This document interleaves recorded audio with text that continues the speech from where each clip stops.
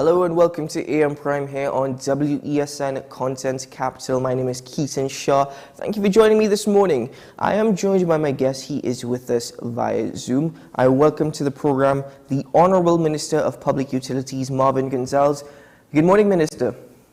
Good morning, Keaton. Good morning, Trinidad and Tobago. It's always a pleasure to join you and to have discussions as it relates to the Ministry of Public Utilities and, on this occasion, the Water and Sewage Authority.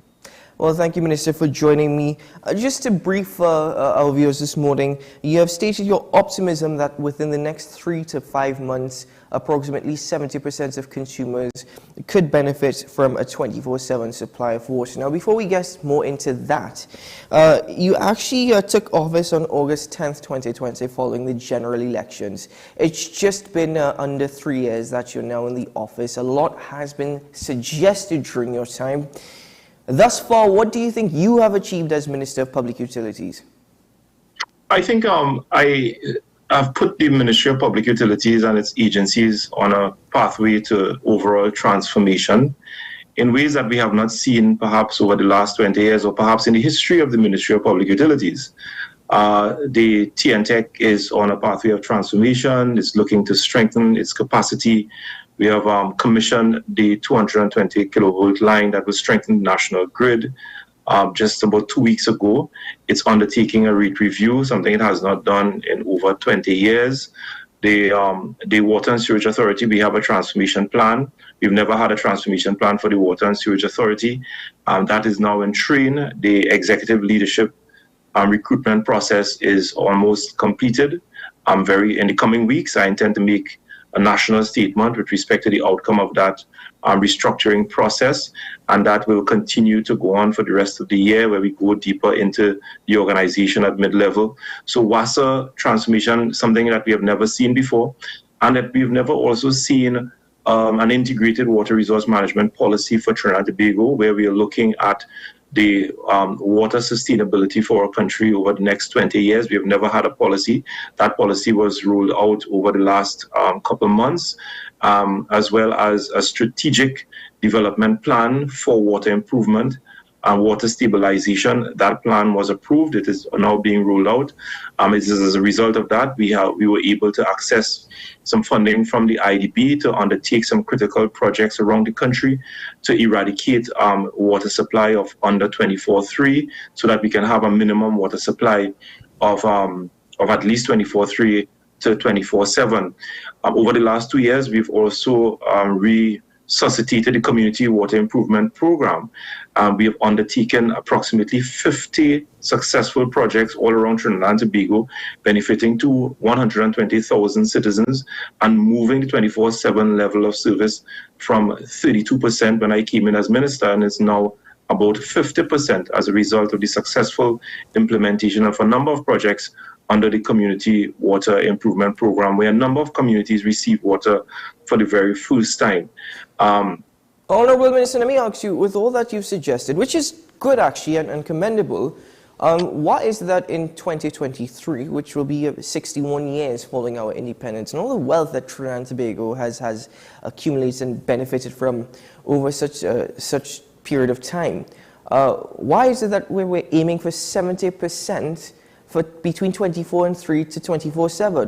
Why just 70%? Shouldn't we be in a state of where there is water for all? There is water for all, but you have to understand that water is located in certain parts of the country. You have aquifers that are located in some aspects of some parts of your country, and you have surface water sources located in some parts of your country. And there are parts of a country where you have access to no underground aquifers, and you have access to no surface water system. So what you have to do is continue to build your infrastructure to be able to move water from a water-rich area to a water-scarce area. But Keaton, let me tell you this. We also have problems with respect to illegal development. Mm-hmm. We talk about 24/7 water for 24%, well, for 100% of the country.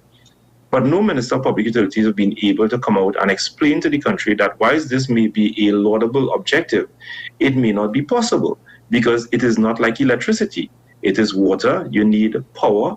especially when we have illegal developments on hillsides and some hilly terrain where it will require extreme amount of pressure to move the water from its source, from the lowest level to the highest points. And to do that, you will have to isolate the water supply from one area in order to get the requisite pressures to move the water from the lowest points to the highest points. And in so doing, Keithan, it means then that your infrastructure could be disrupted. Trinidad and Tobago is not a flat terrain. We have hilly terrains, especially in northwest and northeast Trinidad, and the hydraulic modeling that is required to get water to some of these highest points. It's sometimes, not sometimes, but it is very, very difficult. It requires isolation to get the hydraulic pressures to move water from one area to the other. Then you have the issue with respect to illegal development. This is a serious problem that we've had and we've grappled with, and so many administrations in the past played a lot of politics. People go into they squat on lands with no infrastructure, no utility infrastructure, water and electricity. They settle there for a number of years and then they demand the utility. That puts a lot of pressure. So we have thousands of our citizens occupying unregulated development. And what do? Oftentimes, the state is placed in a very difficult position where they have to regulate and regularize the occupation of the lands by citizens, and by so doing would have to lay down the necessary infrastructure for water and electricity, and these things take a lot of money. And this is just to give you an idea of how complex the problem is. So whilst yes, the laudable goal is to get 24/7 water to all of the population, you have so many mitigating factors that will prevent or rather make it absolutely difficult to get 24/7 water supply. Well, Minister, I think let's speak about the infrastructure for a moment, because you've also mentioned aquifers, and previously you've mentioned WASA has identified the cause of leaking lines throughout the country, which is a high concentration of iron, which has disrupted service. Given the fact that even the chairman of the Water and Sewage Authority has suggested this is the WASA, this is not the WASA of old, this is the new WASA. Going forward, we are building new infrastructure, we have identified aquifers, and we are actually drilling wells. Could you give the assurance that such new infrastructure is actually going to be maintained, not like the existing infrastructure? Let me tell you this. Over the last year, the board, working alongside the Ministry of Public Utilities, we've been working very hard with respect to ensuring that WASA's preventative maintenance policy is implemented by the management and the workers of the Water and Sewage Authority. What we have noticed over the years, a lot of money was spent, hundreds of millions of dollars was spent in the development program and loans from multilateral organizations to build infrastructure to improve water supply throughout the country. And not too long after these infrastructure has been laid down, just months after, you go and you visit and you realize that they are in a very derelict state because the authority has not been implementing its as a matter of fact, there was no maintenance policy. There was no preventative maintenance policy. There was absolutely no predictive maintenance policy. And I am pleased to tell you that whilst all of the things that we are talking about here is ongoing, is rolling out, we're improving water supply, we have decided that the people of Trinidad and Tobago and the monies that they spent with respect to improving these infrastructure, that it is protected by the implementation of robust preventative maintenance by the authority. And I can tell you that that is also being rolled out as we speak, that as we commission new infrastructure, new wells, new water treatment plants, that a robust preventative maintenance policy is also being effected so that the investment that the state is making towards improving water supply throughout the country, we will maximize these investments and the citizens of this country will have access to it for the next 20 years. One of the suppliers of water here in TNT, which you've lamented on, is Digicel. Now, in January 2021, I think Trinidad and Tobago owed Digicel roughly $210 million. We're at a stage where God alone knows how much that debt currently stands at. And I don't know if you can actually reveal how much money, if there is at all, that Transmigo owes to Disalcot. Furthermore, you've also mentioned the $800 million loan by the IDB. Is there any of that money from that loan that is going towards repaying the debts owed to Disalcot? No. So first, let me tell you, at this point in time, we've made tremendous progress with respect to settling outstanding arrears to Disalcot and the Seven Seas desalination plant. And as at this moment, we have no outstanding arrears owed to Disalcot. The state has been meeting its monthly payment responsibilities, and I'm happy to report to the country that we have no outstanding arrears owed to Disalcot. With respect to the 80 million, is 80 million US dollars. That's the first loan operation that we're getting from the IDB, which is roughly about $500 to $600 million. That money cannot be used to pay recurrent expenditure. The IDB will not lend you money to settle recurrent expenses. That is for infrastructure development, to improve the levels of service and to improve water supply throughout the entire country.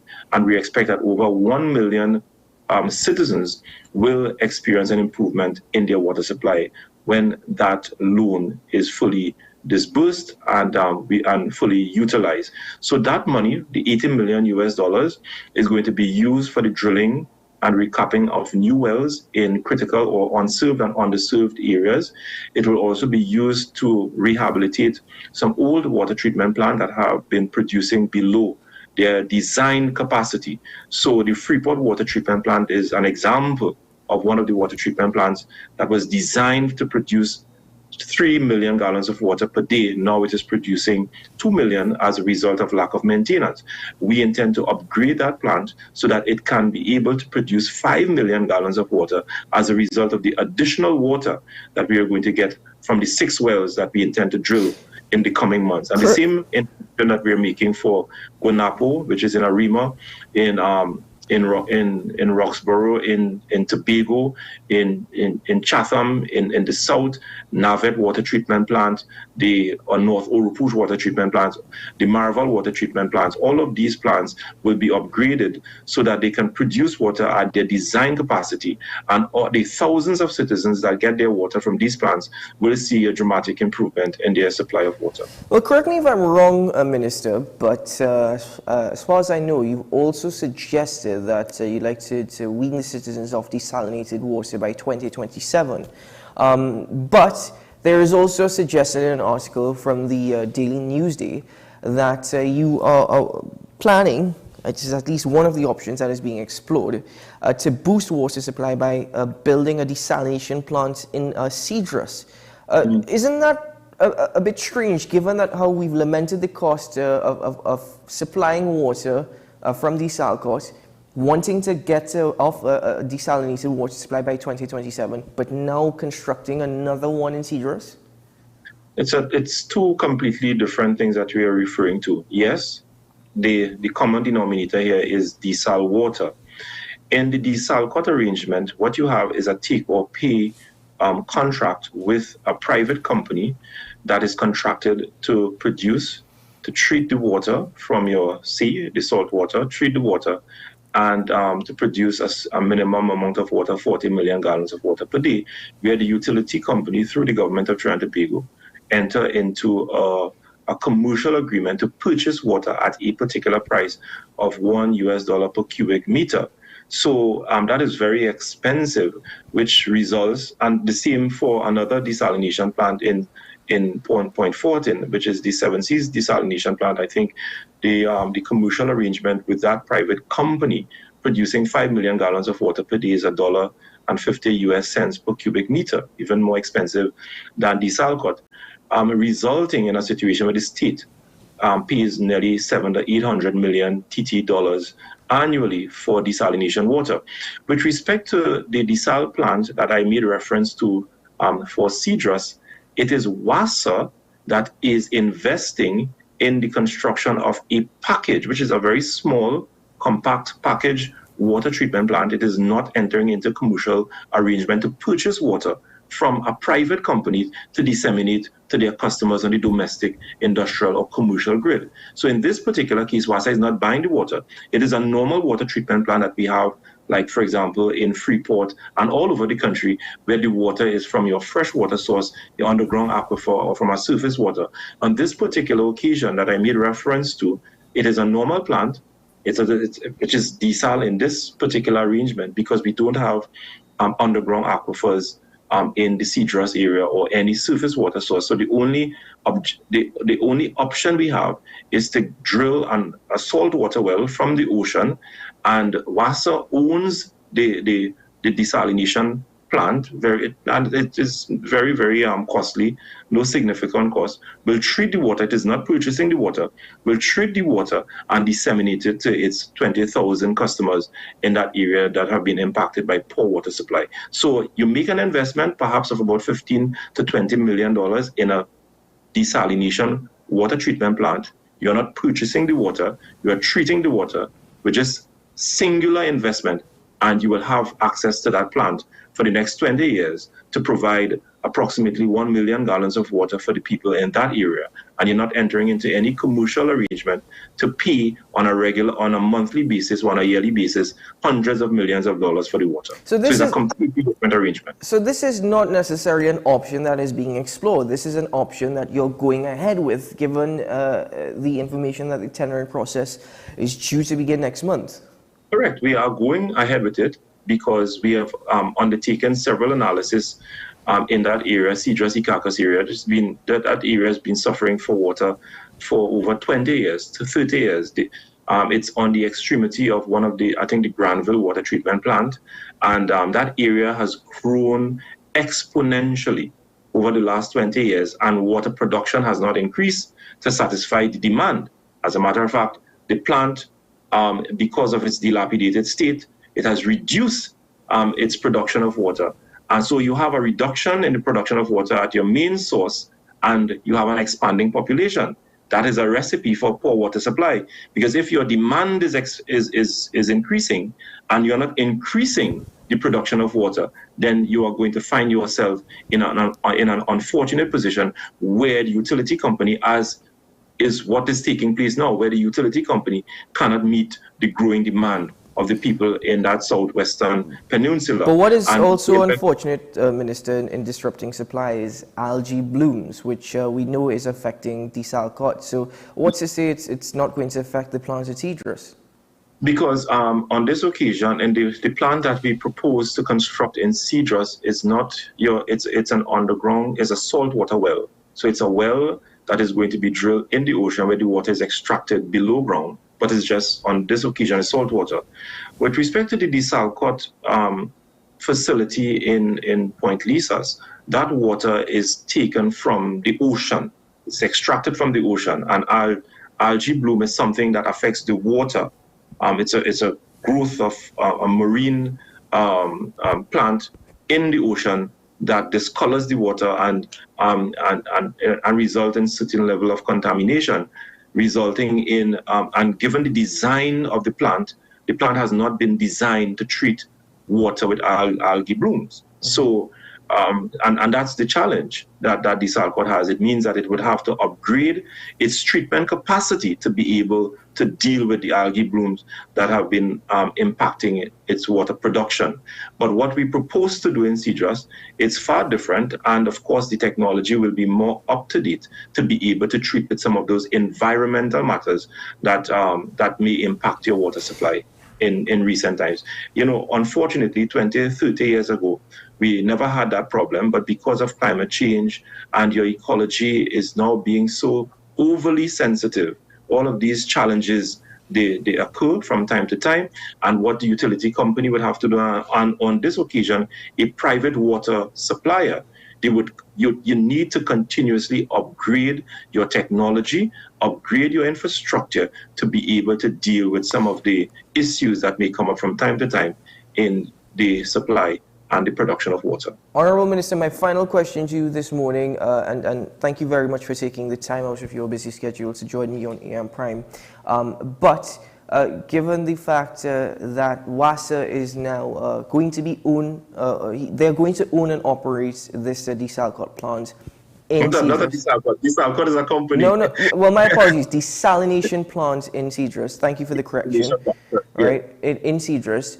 You've also identified producing aquifers and drilling wells, and furthermore, this $18 million loan, of which we've referenced during this interview.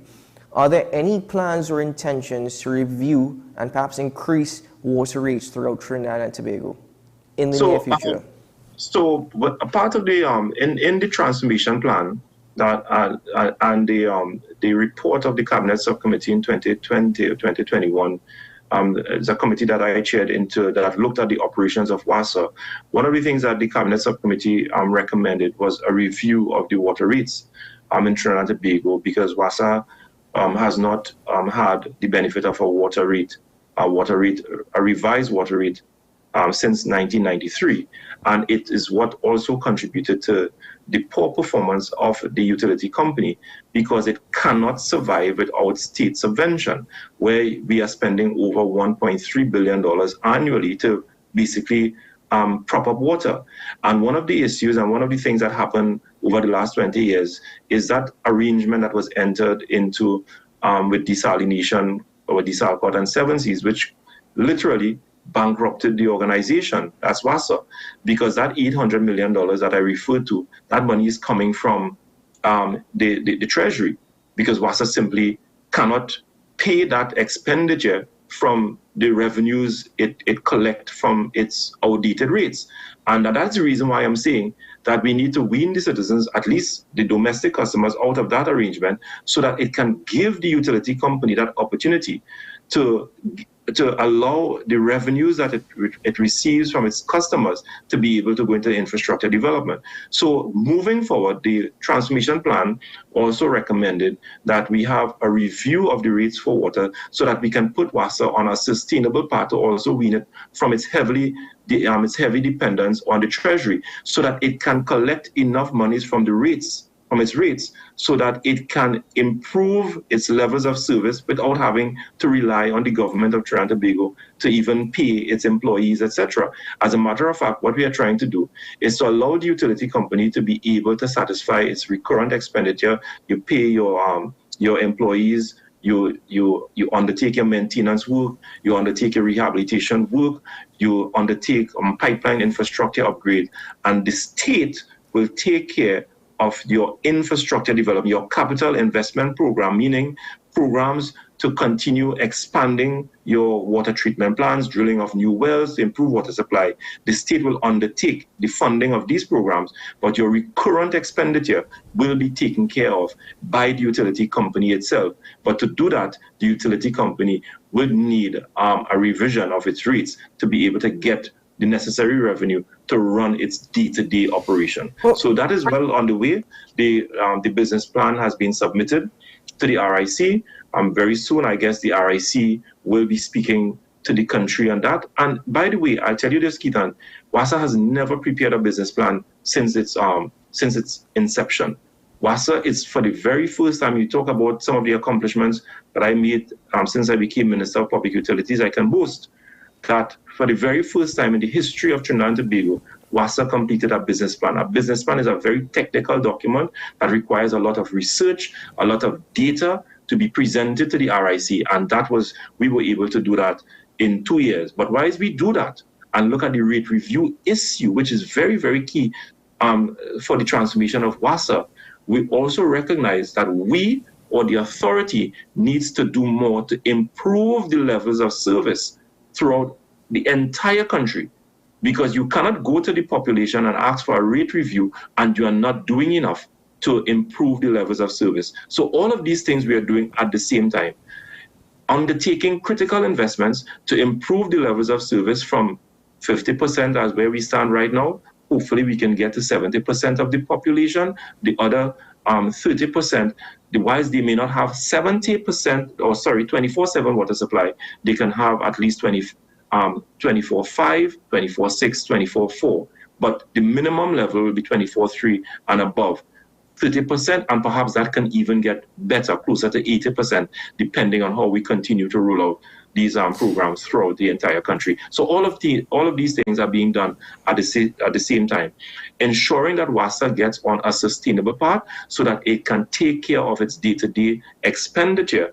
And the $1 billion that the state sends to the organization will not be utilized to pay staff to replace leaking pipelines and to do some of these day-to-day things that the authority should be doing. But that money can go towards expanding its infrastructure so that all communities throughout the length and breadth of Trinidad and Tobago can have a sustainable and a reliable supply of water. Well, Honorable Minister, I appreciate that. Thank you very much. I mean, I'm not entirely sure why we're saying reviewing rates or revision when it's just a word for increasing. You know, I mean, if we're being honest with each other, that is the plan.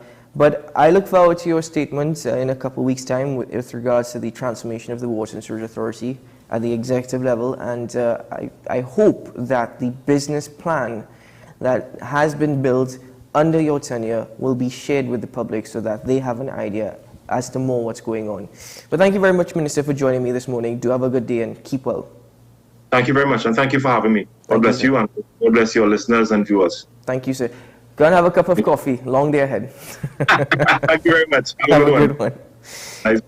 The Honourable Minister of Public Utilities, Marvin Gonzalez, joining us this morning just to update us as to what's taking place at the Water and Sewerage Authority. Well, there you have it. A desalination plant is being built in Cedrus. The tendering process is due to begin next month. But as the Minister pointed out, it's actually digging and building a well that collects seawater from beneath the surface. So there shouldn't be much issues with respect to algae bloom. That's one thing, but the transformation of WASA is also full steam ahead. A business plan has been submitted, and you can expect the Regulated Industries Commission to conduct reviews as to the water rates across Trinidad and Tobago in the coming months. Ladies and gentlemen, we take a break here on Prrime. When we return, we'll welcome our next guest for this morning's edition of the program. Stay tuned.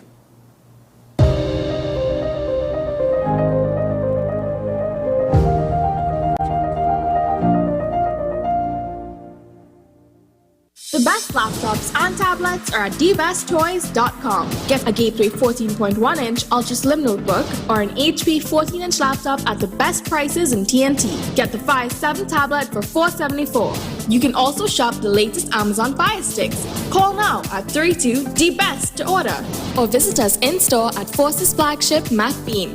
Shop online now at dbesttoys.com. Free delivery available throughout Trinidad and Tobago. Cash or links on delivery. Every word, every line, every paragraph depicts a real moment in someone's life. A father, a sister, a mother, a brother. We at Newsday are dedicated to you, the people, and through independent, unwavering journalism, strive to always bring your stories to life. Because your stories are more than just words. Newsday, independent and credible.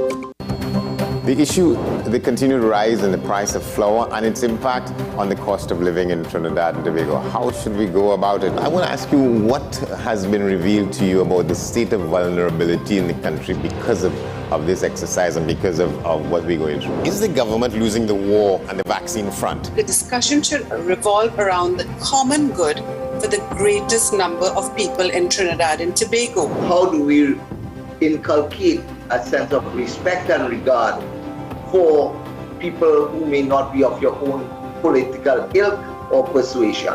The communities are now being used by political opportunists. So when the tables are turned, it's the same way. Okay, this has been 10 questions. I'm Andy Johnson, and we'll see you next time. People really want to know, what about me? Where do I fit? Yes. What is in the ride for me in terms of a better Trinidad and Tobago? And I'm pleased to shed some light on that. The purpose of bail is to ensure your attendance at court. That's it. It is not punitive, it is not rehabilitative. We the police officers, we are professional, and we are here for whenever the survivor is ready to come forward. We have the right to private and family life, the right to religious freedoms and beliefs and thoughts and expression. But these rights are not absolute. Certain rights can be limited. The law is to govern the whole, it's for all of us in public.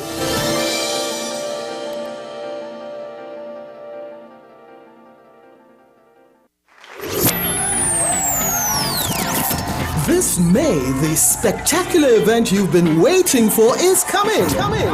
May 27th, celebrate amazing North Coast Jazz and Heritage Festival. Festival grounds, Blanche Shares. Born here, played here. Tickets available at Crosby's, Extra Foods Endeavour, Shogunus Main Road, Sangre Grande, Arima, Grand Bazaar, Mart's Liquor Mart, Diego Martin, Kenny's Sports Outlets, Athletes by the Park, and WESN.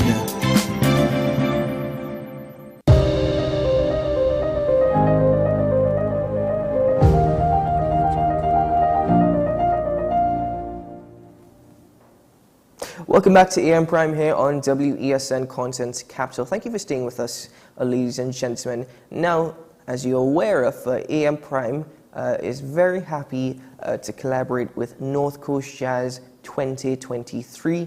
And I'm pleased this morning to welcome another guest, another individual who will be gracing the stages in Blanchisseuse, Mr. Devon Stewart, Tobagonian musician, pianist, and composer. He's with us via Zoom. Good morning, Mr. Stewart. Pleasant good morning to you, sir. How are you, man? I'm doing well. How are you doing? I'm blessed and amazing and all the good traits that God has placed for us to enjoy this great day that we have in front of us, man.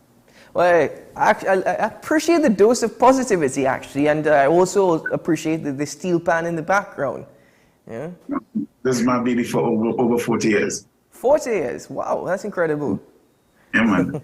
Anyway, Mr. Stewart, you will be gracing the stages, as mentioned previously, of North Coast Jazz 2023. An individual who has, seen stages across the world, who has performed all over this beautiful world of ours, and now a cultural ambassador is coming back to the shores to perform once more for the people of Trinidad and Tobago. How excited are you for North Coast Jazz?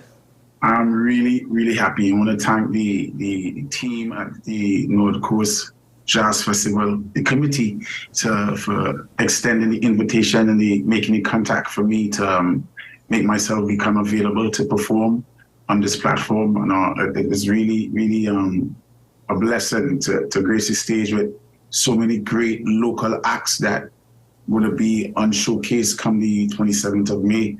And just added to the cast, Devon Stewart being there is just a true testimony of what the greatness that is being embedded in me to give back to the people that made me who I am, the people that molded me to be what I am, and to continue to represent them globally with a gift and a creation that God has placed for Trinidad and Tobago people, which is steel pan.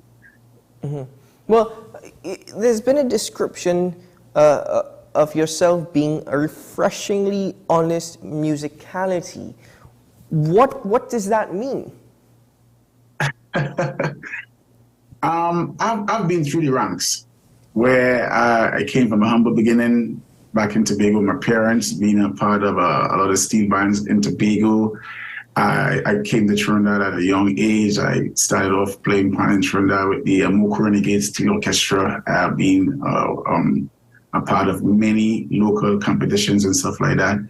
And one of the things that was being given to me through advice is that everything that you do is like an advertisement for the next one, because you never know who's out there listening, you never know who's out there seeing you.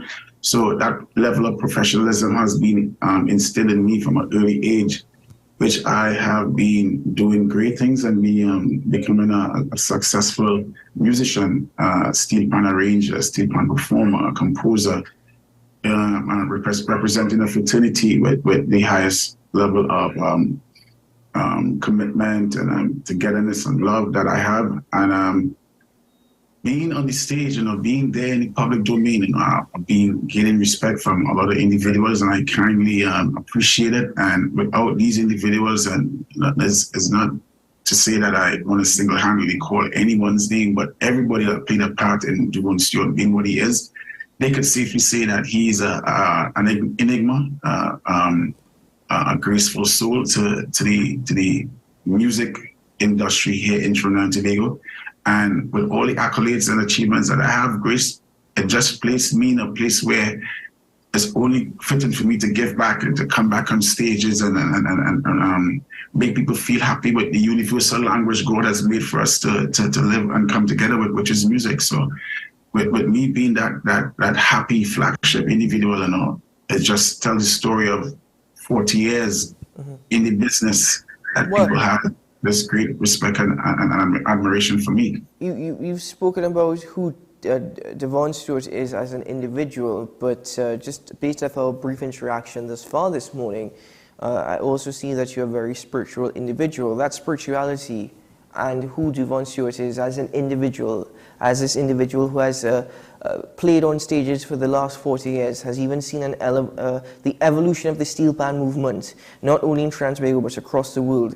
Is that translated into your music? And is that also what gives you that boost when you're on that stage performing for the crowds? Hell yeah. And again, starting right back here in Trinidad and Tobago, you receive that home support and that home appreciation from the people.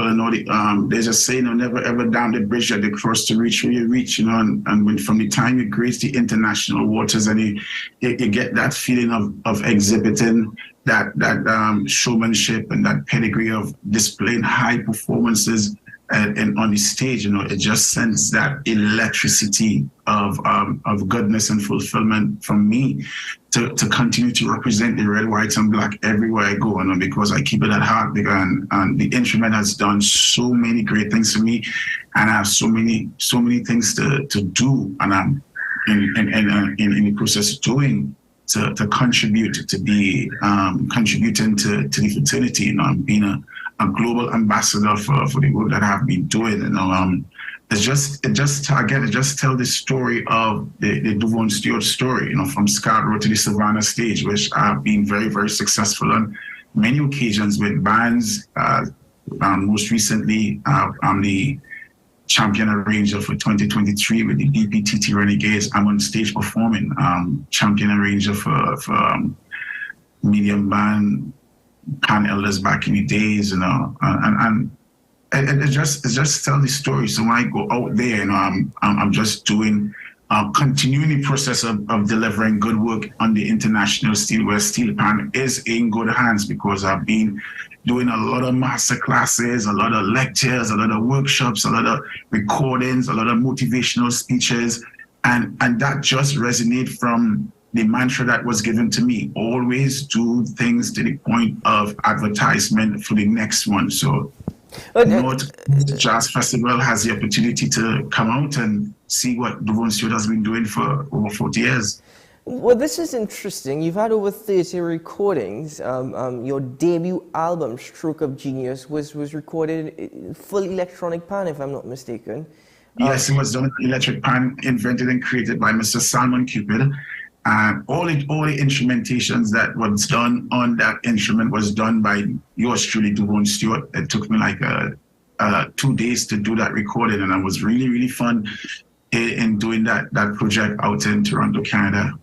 And is there a difference, as a panist, as a composer, is there a difference in the technique that is necessary, or even if it may sound the same?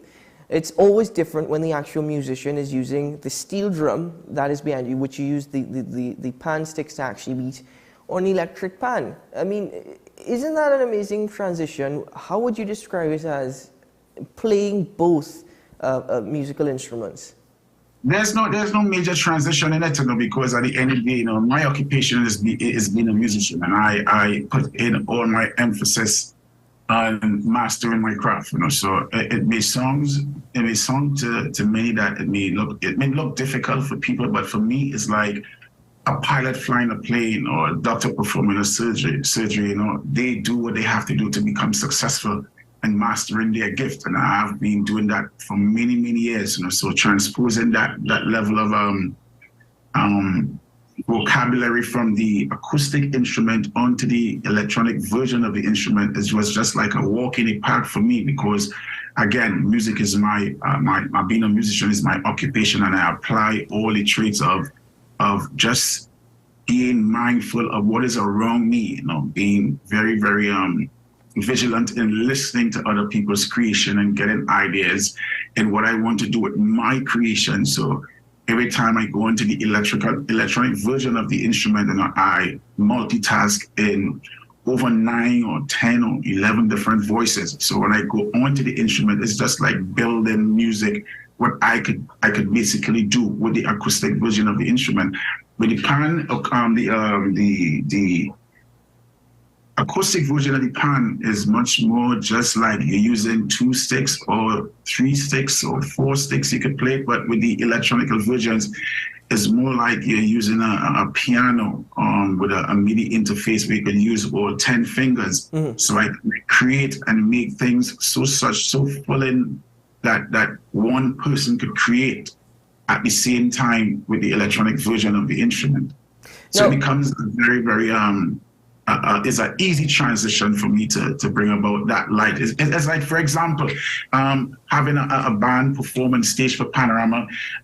Yes, we're using the acoustic version of the instrument, but there are different voices and different instruments in the steel pan family on stage that comes from one mind. And using the electronic version of the E-pan, where behind that electronic version, your 10 fingers could do all what is happening at the same time on the Panorama stage for a band performance. So again, the transition was very, very easy for me to put it in place. So you've described to us the evolution of the steel pan and how it's impacted upon you, how it was also an easy transition. Speak to me about the evolution of the steel pan movement. How would you describe the steel pan movement in Trinidad and Tobago today? We are not all perfect at what we do, but what we have in front of us, we have to be very, very happy to be in a position where that we have to thank the grandmasters and virtuosos, the creators and the inventors that placed this instrument for us to take it to another level. And back in the 30s and 40s when it started, and now we're here in 2023, we ought to be very, very thankful and grateful for what the instrument has journeyed throughout this whole timeline, being around greats like Dr. Ray Holman, the late Dr. Jit Samaru, Dr. Len Booty Sharp, and a new generation of individuals are coming on the scene now. So I could safely say that the steel pan movement here in Trinidad is in good hands, but we just need to mastermind a plan, because we are now in a new era. Back in the day, we didn't have all this technology that we have now at our plate today to deal with, but having these added technological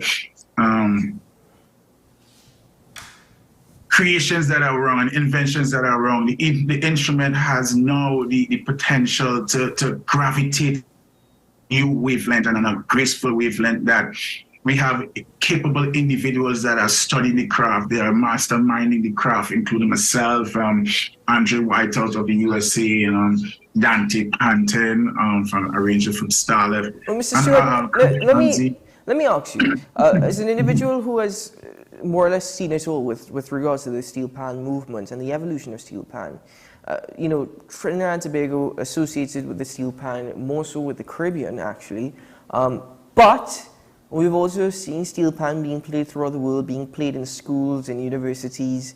There are steel pan bands from around the world. Is there a greater appreciation for the musical instrument and the music throughout the world more than there is in Trinidad and Tobago? Oh man, you hit a hard one there. But I'm going to be very, very honest with you. Trinidad and Tobago is the inventor and creator of this great instrument. But yet so saying that we have over 500 schools in Trinidad and Tobago. Mm-hmm. And up to this moment that I speak to you here on your platform is that the musical instrument of choice to teach our children music in Trinidad and Tobago is still the recorder, but yet still steel pan is quote unquote claimed to say that it's the national instrument of Trinidad and Tobago. I could never ever be right. Could never ever be right. But yet still, outside of Trinidad and Tobago, the #1 university to teach people steel pan music that we all know of, and it's not without a doubt, is the Northern Illinois University in DeKalb, Chicago, headed by Professor Liam Teague. We have universities here in Trinidad that does such like, but we don't attract the international population to come here to the Mecca to learn this instrument and this music. It's more appreciated outside than we appreciate it here. Mm-hmm. And that's my humble opinion. Much more could be done. The same way how we stand at attention to sing our national anthem. The same way how we do things to represent the red, white, and black. The same way how the national bird is national treasure, the national flag is a national treasure. The steel pan is not a national treasure. We don't treat it like a national treasure. We don't respect it like a national treasure, because you could drive in front of a panyard that resides in Trinidad and Tobago, you see a drum that is turned over and they convert it to a dustbin. They convert what is supposed to be a national treasure, a dustbin. Come on, we had to do much more better than that.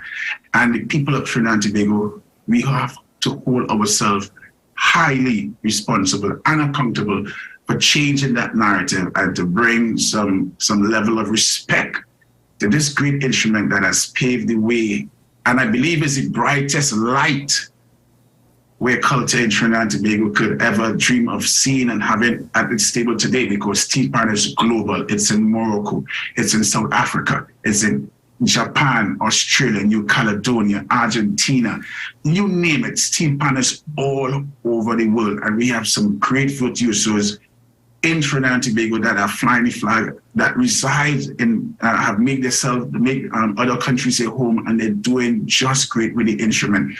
If we could start by putting the instrument in schools, making it compulsory here in Trinidad and Tobago, check out and see what could happen. Mr. Stewart, I agree 100% with what you just had. We even have steel pan rooms and steel pan. In fact, the Signal Hill Secondary School, their steel pan room is named after you in your honor. But we have these steel pan rooms, we have these steel pan ensembles, but we don't actually, we still buy this plastic instrument, a very cheap and ghastly sounding in the recorder that we still use in high school. So I agree with you. But as per North Coast Jazz, as we're wrapping up this conversation, how integral are movements like North Coast Jazz to highlight artists such as yourself and perhaps bring more inspiration as well as greater appreciation? Because even though there's panorama, this is pan jazz we're speaking about. So there's a different genre of music. That North Coast Jazz movement, how integral is it to these movements?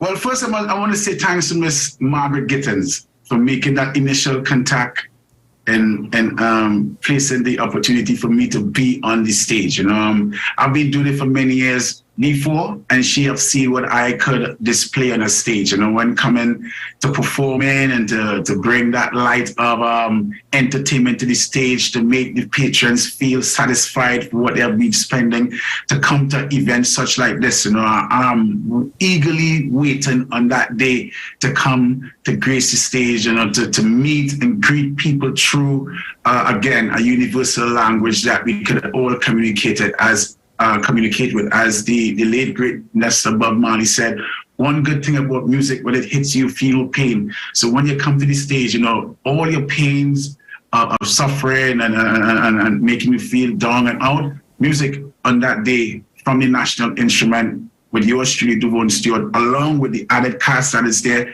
is going to heal all pains and make everybody feel unificated with music. on that day, Well, 27th of May, 2023. Mr. Stewart, I'm very much appreciative of your time this morning, but also I'm grateful that I will be one of the lucky individuals to see you on May 27th in Blancheshire. So until then, my friend, keep well and all the best, and I look forward to seeing you in just about 3 weeks' time. Thank you very much, and I'm privileged to be in the program. And good morning, Trinidad and Tobago. Love your culture, love your instrument. May God bless us all. Thanks so much for being here. Thank you very much, Mr. Stewart. Ladies and gentlemen, I think we all need that little dose of inspiration and that boost. And as you heard it yourself from the pianist, the musician, the composer, you need to appreciate your culture. But we're blessed, we're fortunate, aren't we? And we need to have a great appreciation for what we've created here in TNT. Ladies and gentlemen, we take a break on AM Prime. When we return, we'll get into some more discussions. Stay tuned.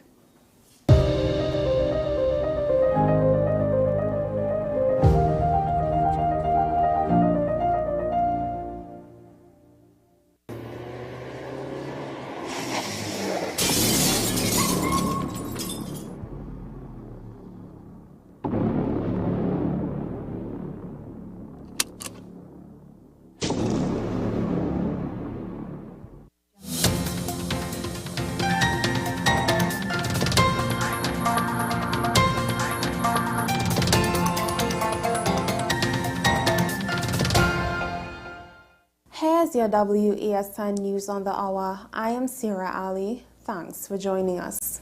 Here are the headlines. Opposition senator says too many questions about the dealings of Minister Cummings. Retired public service head warns the chief secretary's statements could hurt autonomy. The EBC to conduct national verification exercise. And internationally, Ed Sheeran wins latest copyright infringement lawsuit. Now for the details.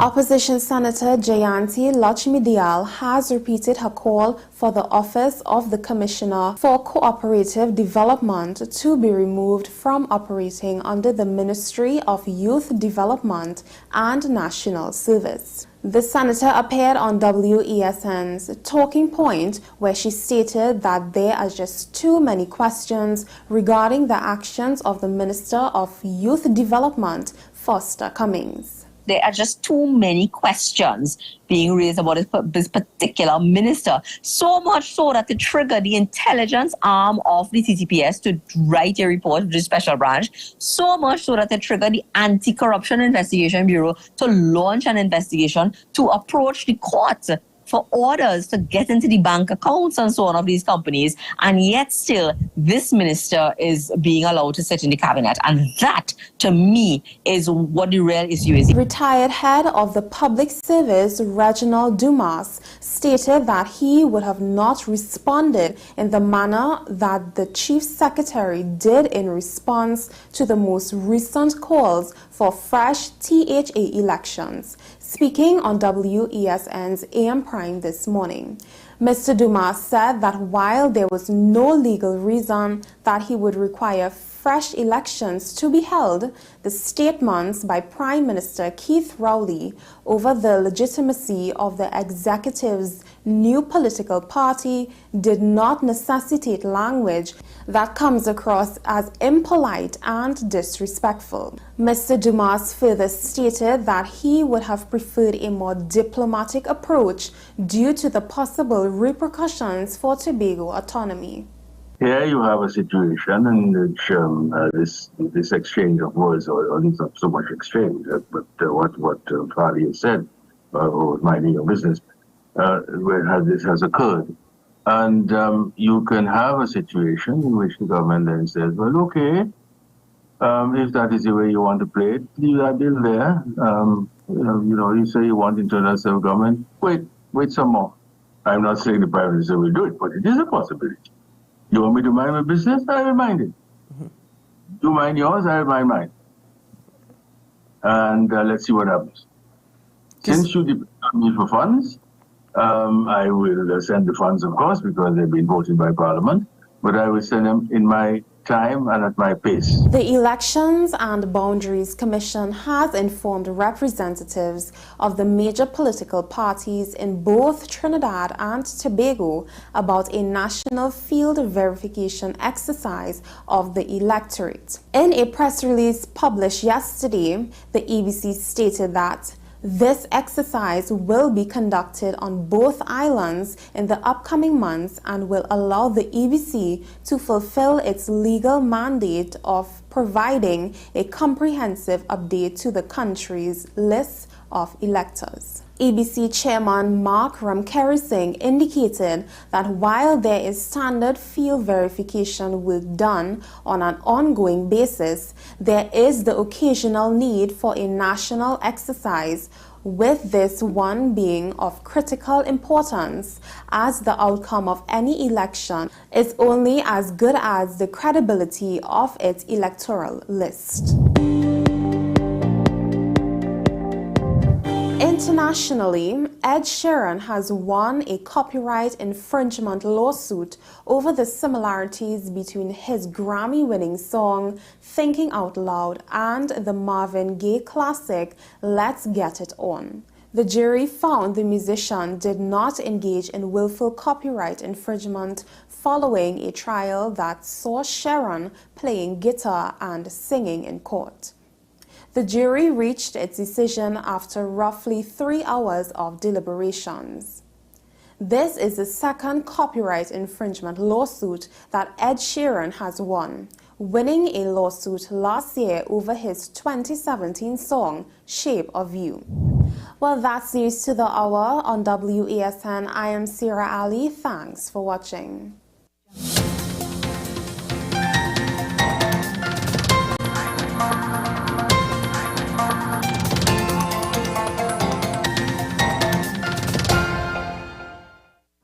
North Coast Jazz and Heritage Festival. Safe and sound, that's how we'll get you to the biggest North Coast Jazz ever. No hassle and no worries. Park your ride at the Queen's Park Savannah, hop on board a safe and secure shuttle with your $100 return fee, and that's it. Service begins at 10 a.m. through 1 p.m. and returns from festival grounds from 7 p.m. Park and ride, a $100 return fee, first come, first go shuttle service to festival grounds Blashy shares. No hassle and no worries. North Coast Jazz, May 27th. Born here, played here. Tickets available at Crosby's, Extra Foods Endeavour, Shogunus Main Road, Sangre Grande, Arima, Grand Bazaar, Mart's Liquor Mart, Diego Martin, Kenny's Sports Outlets, Athletes by the Park, and WESN. The best laptops and tablets are at dbesttoys.com. Get a Gateway 14.1-inch Ultra Slim notebook or an HP 14-inch laptop at the best prices in TNT. Get the Fire 7 tablet for $474. You can also shop the latest Amazon Fire Sticks. Call now at 32-DBEST to order or visit us in-store at Forces Flagship MacBean. Shop online now at dbesttoys.com. Free delivery available throughout Trinidad and Tobago. Cash or links on delivery.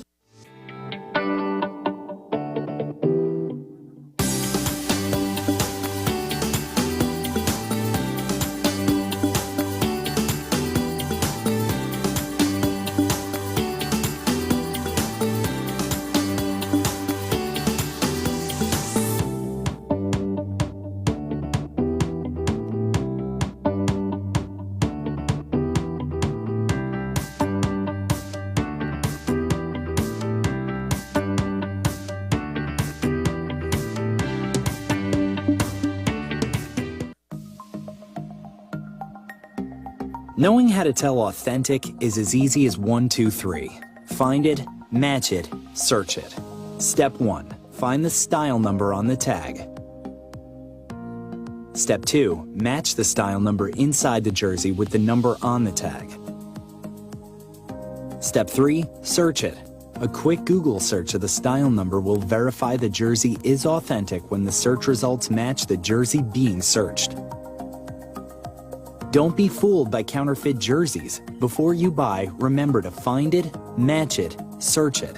Fan Zone, 2 locations nationwide. Center City Mall, Chaguanas and Movie Town, Port of Spain. Nationwide delivery available. Is it politics? What is it? Is it that nobody cares about sports? The kind of support that sport used to get in the past is no longer here. The thing is, taking a knee doesn't mean that that's the only thing you're doing on it. Right. Taking a knee along with other stuff.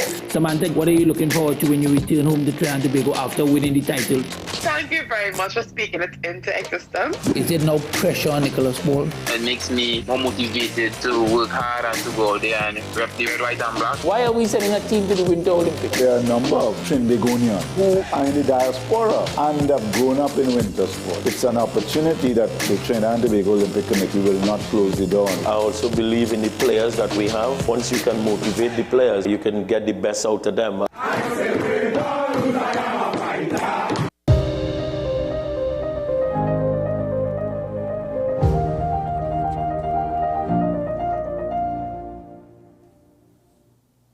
Welcome back to AM Prime. Thank you for staying with me this morning. I'm joined by my final guest for this morning's edition of the program. He is the new president of the Tobago Chamber of Industry and Commerce following his successful election at the annual general meeting on April 17th. I'm joined by Mr. Curtis Williams. Good morning, sir.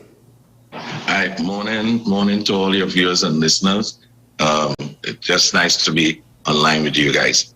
Well, thank you very much, sir, for being with us. And let me start the conversation by asking you, usually when there is a change in leadership in any position, there's perhaps a change in direction or a change in goals, achievements that are aimed at. What are your hopes as the new president for the Tobago Chamber of Industry and Commerce? Okay, fine. I just want to take the opportunity to thank Diana Haddad, our outgoing chairman, for her human work that she have done for us in Tobago. Also, I will take this opportunity to introduce my team, my new management team. This team is led by Curtis Williams, myself, the chairperson. Our vice chair is Demi John Cookshang, and he's responsible for inter-island transport. He leads that committee. And our secretary is Lisa Cookshang Simeon. She's our honorable secretary, and is able assisted by Kyle Thompson, Assistant Secretary. She's also responsible for editorial. And our committee members are Dr. Stephen Shepard. He is responsible for tourism and airlift. Paula Stoll, she's responsible for event fundraising and membership. Then we have Ken Jones Jr., he's responsible for security. Then we couple with Janet Parks, business development, and Natalie Mahabia for environment. So those are my exciting team members that will really take us through this term of office. Mm-hmm. Some of our ongoing plans for this term, our first ongoing plan actually is to extend an invitation to all business across the island, from the micro to the small to the medium, to become members of the chamber. There was this saying banting around that chamber is for the big boys, but we realized that in Tobago, there's micro, small, and medium-sized business that wants to become members, but they were fearful. So we extend that invitation to all of them. One of the key rules that members and others may keep in mind that the chamber rule is for the development of business via a range of ways by training, mentorship, and advocation for a better business environment in Tobago.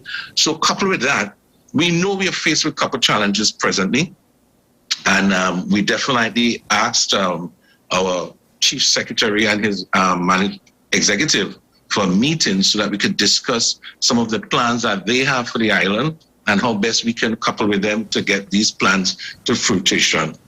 We know there was an issue about payments to suppliers and contractors within the space, and we definitely, some of our members have indicated to us that they did receive payments, some payments. There are still some outstanding payments to suppliers, and we're looking forward to that. There also is that conversation about the land license issue, and we want to really go into it and see how best we can make this thing really work for us. The inter-island transport has been a big challenge for us in time gone by. and we really want to work with both the Port Authority, the Trinidad and Tobago Port Authority, and CAL in the best way we can solve these issues that do pop up from time to time. A creeping monster that are coming on our doorstep is crime, and we really look forward to a meeting with our new ACP Hazel, in which he indicated already the date for such meeting, which will be the 15th of April, and we more than welcome that meeting date. So those are some of the low-hanging fruits that we're looking to achieve throughout this term of office. Now, many things were said there. Tackle it one by one. No, and that's good. I'm glad that we've actually introduced it this way, because we can start with the Chief Secretary's comments regarding payments, outstanding payments to contractors. Do you agree with him when he's suggesting that you will only be paying contractors for the true work that was actually completed and not for the inflated invoices for works that are not necessarily complete? They're only going to be paid for the true value of the work. Do you agree with this approach or this arrangement? Even if there's a contract in place, do you think that this is the right approach by the Chief Secretary? Well, as indicated, we asked for a meeting so that we could discuss more of that issue, suppliers and contractors. There's not only contractors, there are suppliers that definitely asking for some payments. So we asked for that meeting so that, this could be one of our agenda items in which we will ask for a bit of explanation as we're going forward. We go in with a clean mandate to get a couple things done. So this will be one of our agenda items that we will definitely ask throughout that meeting. But you've also mentioned the land license regime. Forgive me, it's a bit of a tongue twister for me. But the land license regime, this is also an issue of which deep discussions are planned with. What is the hopes to come out from this meeting with the Chief Secretary, or what needs to be addressed with regards to the land license regime in Tobago? Well, our members indicated to us that there are a couple of challenges in processing the land license. And so we asked that we could be part of that whole stakeholder, or that committee that deals with the land license, so that we could get a better understanding whether we're going to remove it totally or we're going to tweak it. We want to have a meeting with all the players within that area of that approval, so that we can understand it and work it to suit us and our investment on the island. So is it that the Industry of Chamber and Commerce is hoping to extend its branches into the THE? In other words, a relationship with the THE where the private sector is also involved in some of the decision making on the island? Yeah, definitely. We're looking forward to being part of that. And it was recently mentioned by the Chief Sec that Jazz, he wants to include the private sector to manage Jazz.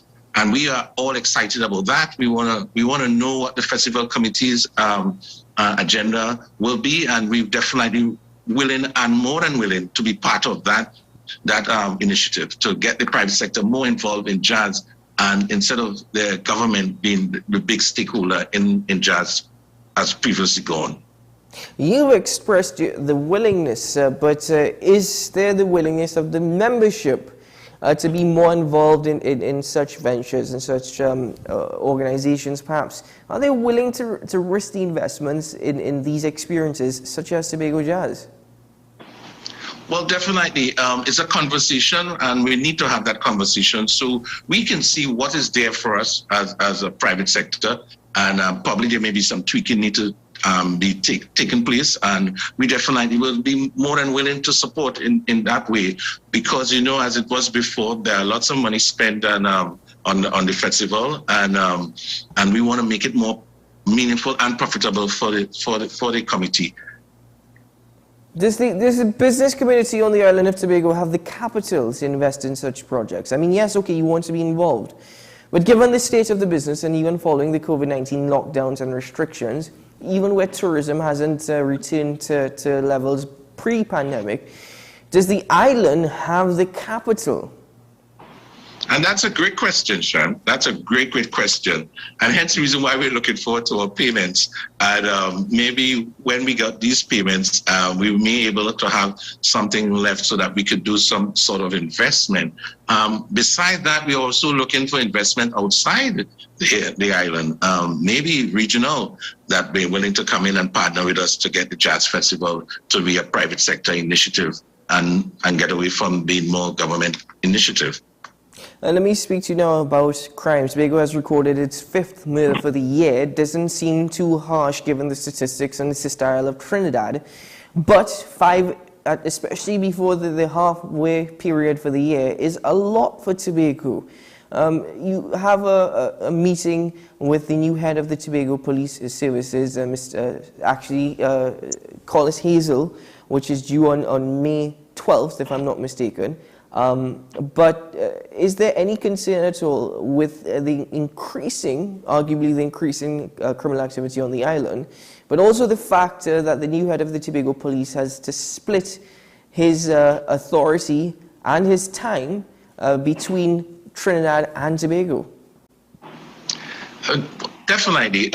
We realize that his time or his portfolio is East Trinidad and Tobago.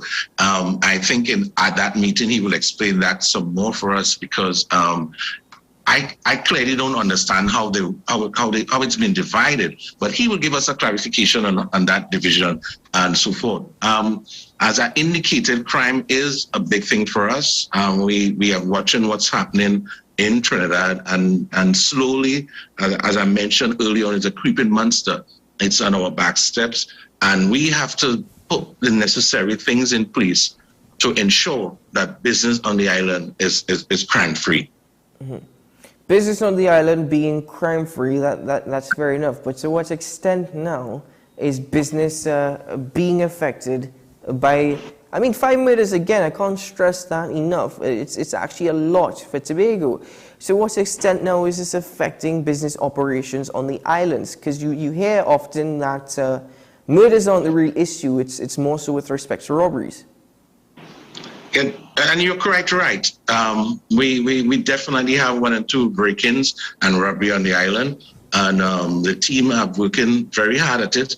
And based on the feedback we got from the police office, commissioner office here. Also to note that just recently they launched a fraud squad in Tobago, and we applaud the TPPS for such an initiative. That was really, really great. It's something we needed on the island, because we had a lot of white-collar crime, and we really needed an office here to look into some of those issues, because it is hurting us as a community. Mm-hmm. I want to just go back now to something you mentioned earlier, which was the membership, and you're seeking to expand your membership. Currently, there are about 40 members as part of the Tobago Chamber of Industry and Commerce. And you said the organization, that stigma that was associated with it being only for the big boys. That's not the case. You're welcoming micro, small, and medium businesses as well. Now, the strength of the chamber could actually be, averaged based off of its membership. That being said, there's the fact that it's only the big boys that are part of the chamber, or as the illusion that it is part of the chamber, speak to how much the chamber actually represents business on the island. Well, definitely, as I indicated earlier on, that we're going to extend the invitation to all business across the island. Going east, and you can realize that there are lots of small business, the mini marts. There are professionals who operate business, and we want to extend that invitation to those folks. We hope to establish a business desk at our office, so where the folks who are on, let's say, the formality, there's no formality in your business, and you want to get some bit of formality in your business in terms of being registered. There are also the folks that have the business idea, maybe have a small bit of finance, but you just don't know what to do from there. So we want to come and work with you guys, developing that marketing plan. There are those who want to become bankable. They have been doing cash and they want to have a bank account, but just challenges. So we want to work with the unbankable. We call them the unbankable. So we will assist you in getting that cash flow projection together. We'll assist you in getting that business registration together. We also assist you in getting, if, for instance, you may be in business and you want to do business with the government or the THA, we will assist you in getting your business all registered with the new bill that is due to come, so that you get your ideas and all of that into a package. So we at the Chamber, we decided to get that business desk operated so that we could assist our small business in Tobago. Well, small business in Tobago, how would you describe actually overall business on the island? Because, you know, people can speak and suggest, listen, business has been in continuous decline. The economy in Tobago is not what it used to be. The heavy reliance on now tourism from Trinidad just to actually stay afloat in Tobago is quite crucial. Business in Tobago, is that something that we're seeing getting weaker and weaker as years go by? And you're correct. They're declining in numbers. From my sector, I can see some decline in numbers as well as other sectors.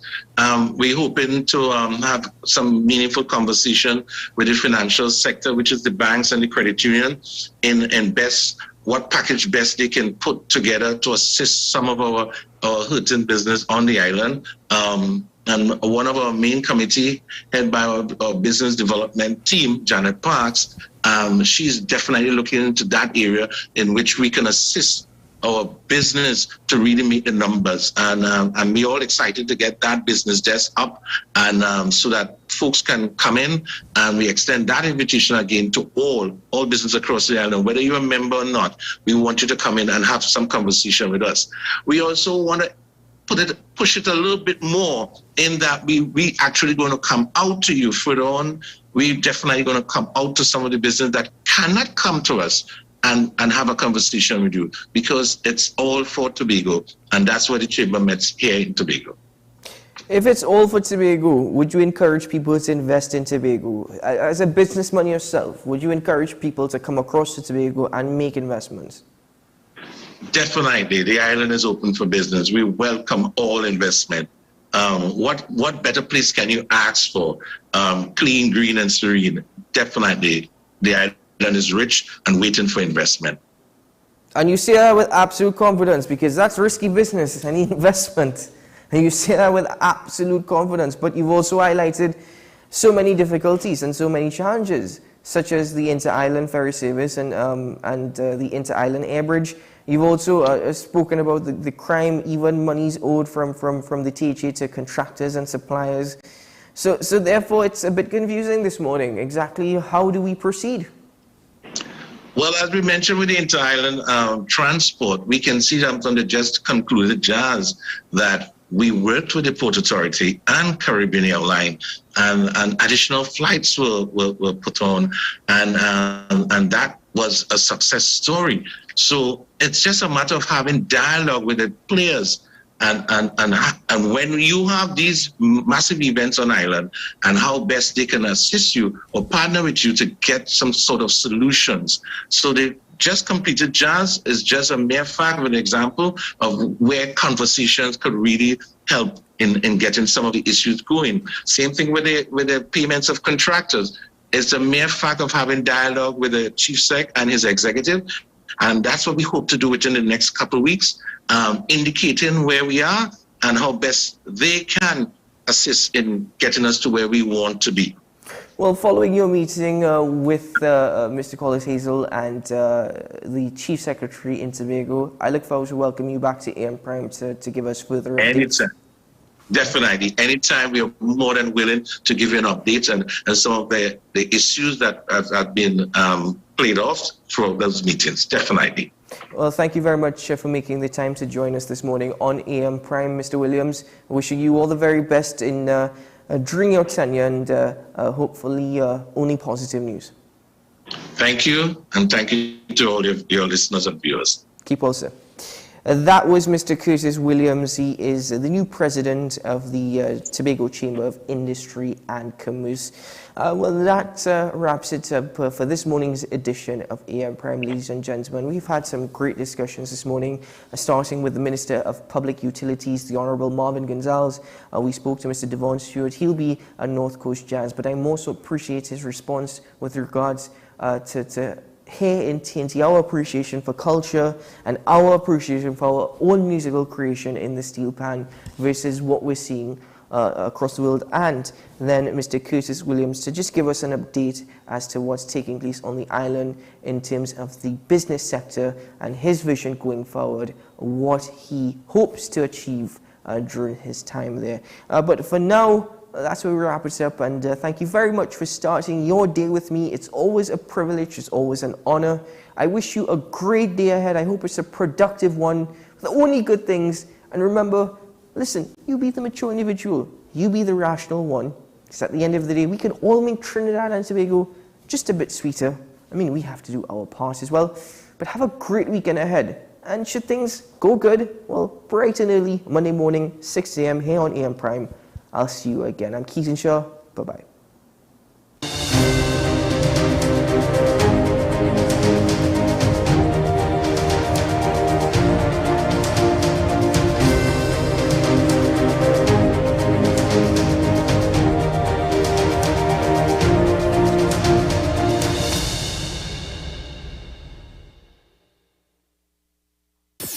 WESN.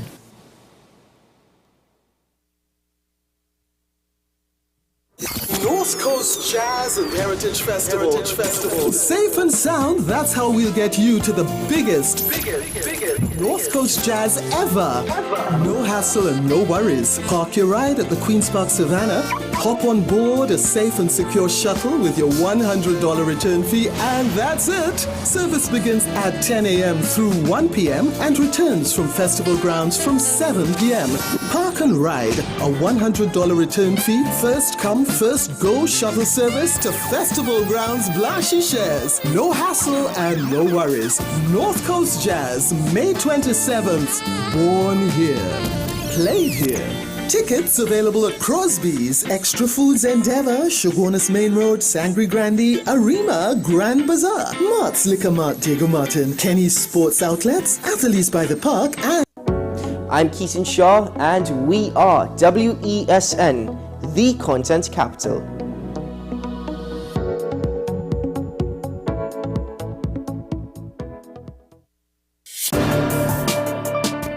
People really want to know, what about me? Where do I fit?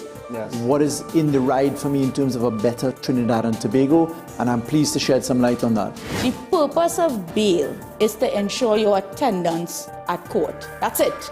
It is not punitive, it is not rehabilitative. We, the police officers, we are professional, and we are here for whenever the survivor is ready to come forward. We have the right to private and family life, the right to religious freedoms and beliefs and thoughts and expression. But these rights are not absolute. Certain rights can be limited.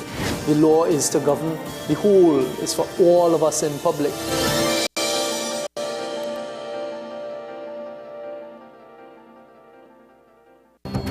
The issue, the continued rise in the price of flour and its impact on the cost of living in Trinidad and Tobago. How should we go about it? I want to ask you, what has been revealed to you about the state of vulnerability in the country because of this exercise and because of what we're going through? Is the government losing the war on the vaccine front? The discussion should revolve around the common good for the greatest number of people in Trinidad and Tobago. How do we inculcate a sense of respect and regard for people who may not be of your own political ilk or persuasion? The communities are now being used by political opportunists. So when the tables are turned, it's the same way. Okay, this has been 10 questions. I'm Andy Johnson, and we'll see you next time.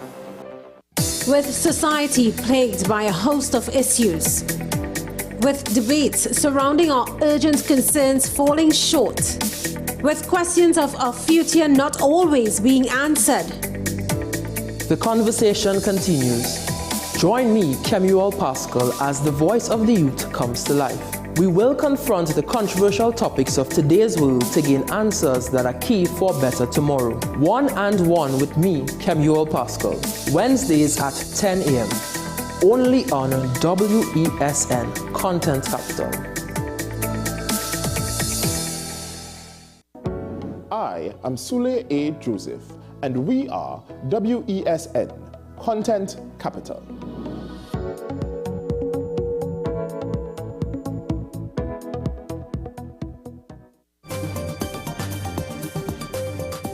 It is estimated that 1 in 5 children have untreated cavities, which sometimes can be more than just a dental issue. So the thinking a lot of parents have is, so that first set of teeth that the kids have, they're going to lose it anyway. That is the attitude, but what parents need to realize is that we have those baby teeth from age 6 to age 12, and they serve a purpose. What's up, Doc? Every Tuesday and Thursday on WESN, Content Capital. What's the best way to grab the attention of viewers? Please exercise more patience. You have to be kidding me. Doing what we do best. I'll say at the very least it's a conspiracy of laziness against the people. Join me, Keaton Shaw. And me, Sean Michael Small, for Talking Point. Weekdays from 8 a.m. to 9:30 a.m. We go in depth on the trending issues and engage the most controversial newsmakers as we get them to account to the people for their actions. You can't go to the government with nothing. You can't go to cabinet with an empty hand, with a wish. I'm glad that we're having this a sober, mature discussion. In the present situation, I expect a continuation of the chaos. Join us for the discussion, Mondays to Fridays, only on WESN, the Content Capital.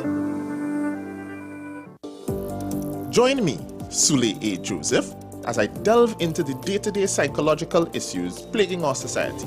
We will discuss behaviors that encompass the biological influences, social pressures, and environmental factors that affect how you think, act, and feel. Sight. Thursdays at 11:30 a.m. only on WESN, Content Capital. Is it politics? What is it? Is it that nobody cares about sports? The kind of support that sport used to get in the past is no longer here. The thing is, taking a knee doesn't mean that that's the only thing you're doing on it. Right. Taking a knee along with other stuff. Samantha, what are you looking forward to when you return home to Trinidad and Tobago after winning the title? Thank you very much for speaking it into existence. Is it no pressure on Nicholas Ball? It makes me more motivated to work hard and to go out there and rep the red, white and black. Why are we sending a team to the Winter Olympics? There are a number of Trinbagonians who are in the diaspora and have grown up in winter sport. It's an opportunity that the Trinidad and Tobago Olympic Committee will not close the door on. I also believe in the players that we have. Once you can motivate the players, you can get the best out of them. Take some time for yourself or spend some time with the family at Sandy Point Village Hotel. Enjoy our various studio and suite apartments, self-contained with their own kitchenettes and Wi-Fi. We also have our famous 100-foot swimming pool and our beachfront restaurant, The Steak and Lobster Grill. And our location in Crown Point puts us near the center of activity from the nylon pool to the local nightlife. Call us and make your reservations at 639-8533, 389-2378 or email us at sandypointvillagehotel@gmail.com. I'm Andy Johnson, and you're watching WESN, the Content Capital.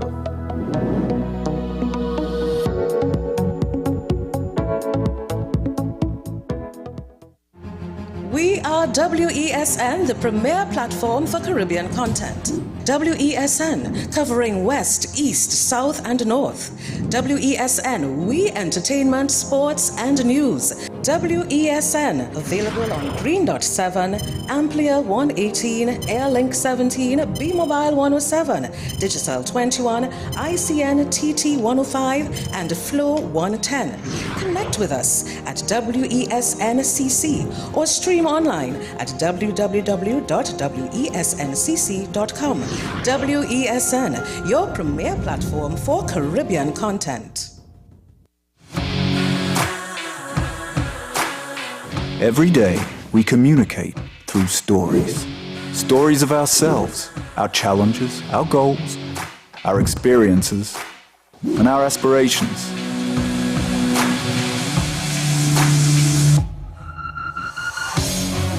storytelling is an art that we have mastered. WESN Film Studios comprises a collaborative team of experts with extensive industry experience locally, regionally, and internationally.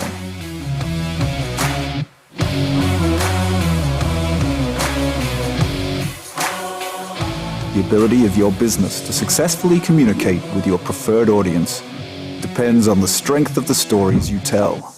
Your vision should be communicated in a high-quality, professional, and creative way.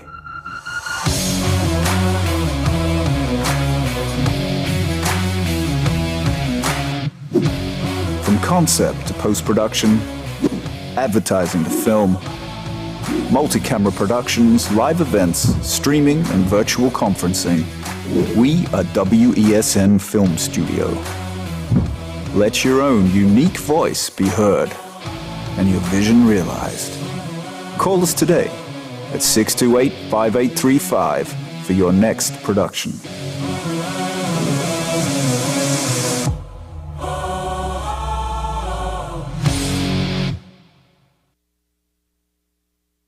North Coast Jazz and Heritage Festival. Safe and sound, that's how we'll get you to the biggest North Coast Jazz ever. No hassle and no worries. Park your ride at the Queen's Park Savannah.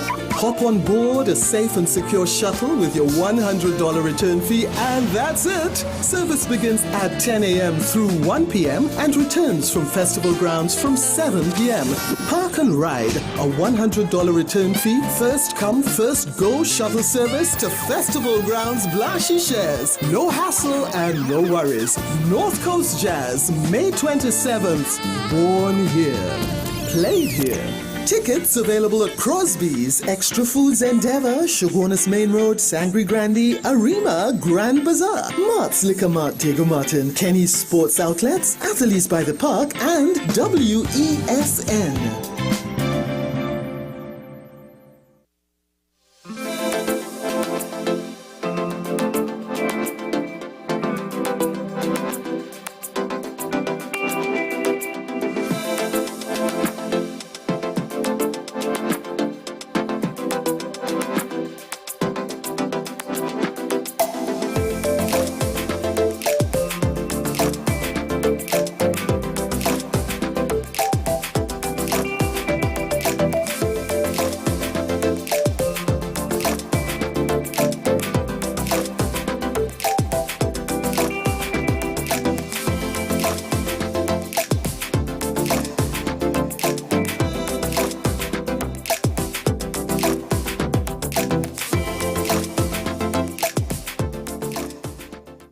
More unity and more stability from Buckingham Palace. We'll see this touch of the archaic with touch of the modern, and you'd have been, if I'm right in saying, only a 4-year-old lad back for the coronation in 1953, if I'm right in saying, for the Queen Elizabeth II. It's going to be different this time. Back then, there were earls and marquesses and their fineries, there were tiaras out of the bank vaults. This time, they're replaced on the seats in the Abbey, lots of NHS workers, lots of charity workers. The finery of people in there might not be quite the same. A more modern occasion. Yes, absolutely, and I think that's what King Charles very much wants to underline, although it must be said that he's still going to be travelling in the golden coach, and he's still going to be wearing very fancy uniform and the crown, of course, so all the flummery is still there, but it's going to be a shorter service, it's going to be a wider audience, but it's still very controversial because it was just announced a week ago by the Archbishop of Canterbury that everybody would have the chance to make an oath of allegiance to the king, whether they're sitting in their sofas in their sitting rooms or wherever they may be. And that's actually gone down rather badly. I think people have said, what is this all about oaths of allegiance? It's very medieval. Surely the world has moved on. So it's really quite a delicate balancing act all the way. It's a very good point, Quentin. Can I ask you something that it's been raised to me, which is we are going to see Queen Camilla from Queen Consort Camilla. Now, Go back to the 90s. This was somebody that Princess Diana, the late princess, described as a Rottweiler in the relationship with Charles. An emergence that maybe a decade ago, few people seemed to see this. Give us a sense of perhaps surprise, perhaps the planning from Buckingham Palace to allow this to be almost seamless. Yes, I think the palace has been working very hard, really, on improving the image of Queen Camilla, as we'll have to get used to calling her, because the memories of Princess Diana are still very real to an awful lot of people. She was very widely loved, and I think there's a suspicion about the new Queen that somehow she let the side down. And that came out very much in the recent biography of Prince Harry, which has certainly created some waves and created a difficulty for King Charles and his Queen. I think that it's again, this is the soap opera side, really, if you like, of the whole occasion, that it's a family like any other that has stresses and strains within it. But of course, if they're going to be seen as the monarchy ruling over the nation, albeit without much power, then I think that they have to somehow heal the wounds within the family, just as they seek to heal the wounds within the nation. Quentin, great to talk to you. Quentin Peel, a Senior Research Fellow at Chatham House. Well, that will be tomorrow around this time, and we'll bring you live coverage from there. Now, to the US, where 4 members of the extremist group, the Proud Boys, have been convicted for seditious conspiracy over their role in the January the 8th riots that saw a pro-Trump mob storm the US Capitol. Thursday's ruling could have an impact on the investigation surrounding the former US President Donald Trump and his advisers into whether they plotted the Capitol attacks. Yinka Oyotede has more. It's been described as the darkest day in American history. More than 2 years on, authorities continue to grapple with the fallout from January 6, 2021, when rioters ransacked the US Capitol in a bid to get the then-President Donald Trump to stay in power. We the people cannot accept communism in this great country. 5 rioters from the far-right group, the Proud Boys, are the latest to be convicted for their role. Former chairman Enrique Tarrio and his fellow members, Ita Nordine, Joseph Biggs and Zachary Rowe were found guilty Thursday of seditious conspiracy, a crime that carries a sentence of up to 20 years behind bars. After a week of deadlock, the jury acquitted another member, Dominic Bezzola, of seditious conspiracy. But all 5 were found guilty of several lesser crimes, including the obstruction of Congress, impeding law enforcement, and the destruction of government property.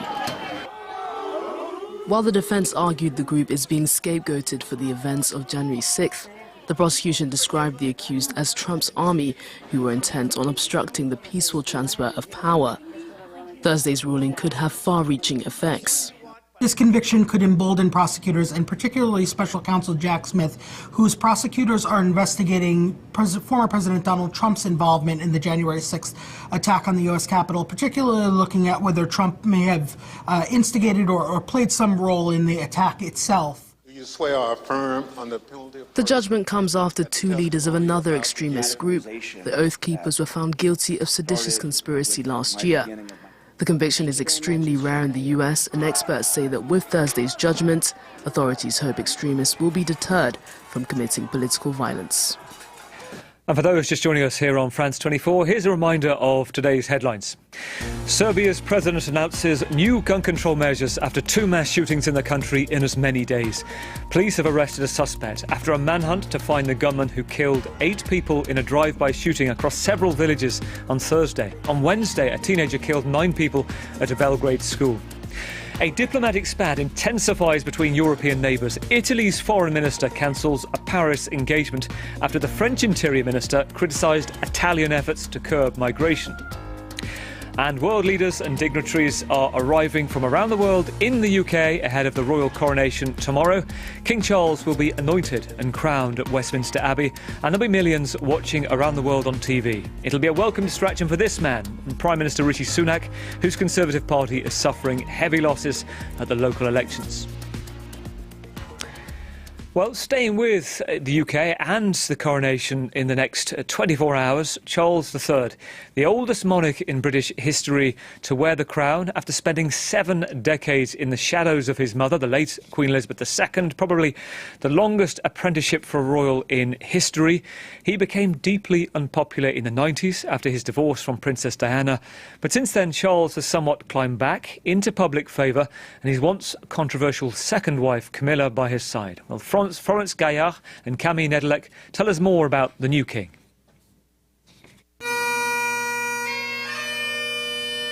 The eternal heir to the throne, now a king. Charles III has known since childhood that he would one day reign, and he's had over 7 decades to prepare. He observed his diplomatic mother, Queen Elizabeth II, adapt to a changing world while also forging his own path.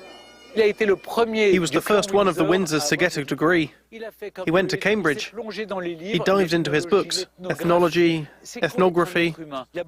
He really took the time to think about mankind. He's a very cultured man, an enlightened spirit. He began preaching about organic farming decades before it became popular.